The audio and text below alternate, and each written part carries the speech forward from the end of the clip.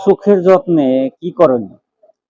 অনেকেই দেখা যায় যে অল্প বয়সেই চোখ নষ্ট হয়ে যাচ্ছে কিংবা চোখ দিয়ে পুজ পড়ছে কিংবা অনেক সময় দেখা যায় চোখ ঝাপসা দেখে কিংবা চোখে পিছুটি আসে। তো অনেকগুলা সমস্যাই দেখা যায় বর্তমানে।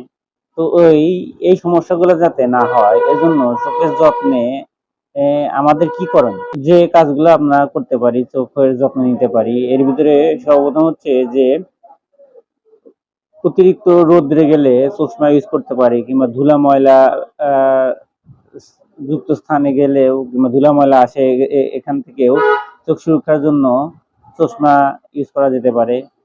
পুষ্টিকর খাবার পুষ্টিকর খাবার এবং ভিটামিন জাতীয় খাবার এগুলো চোখের জন্য খুবই উপকার। আর একটা হচ্ছে পর্যাপ্ত ঘুম। যদি পর্যাপ্ত ঠিক মতো না ঘুমানো হয় তাহলে দেখা যায় যে অনেক সময় চোখে প্রবলেম হয় এবং যাদের ডায়াবেটিস বা অনেক ধরনের জটিল রোগ হয় তা দ্রুত চিকিৎসা করা দরকার। এছাড়া প্রতিদিন রাত্রে শোয়ার সময় ঠান্ডা পানি বা পরিষ্কার পানি ঝাপটা নেওয়া এটাও চোখের যত্নের জন্য খুবই উপকারী।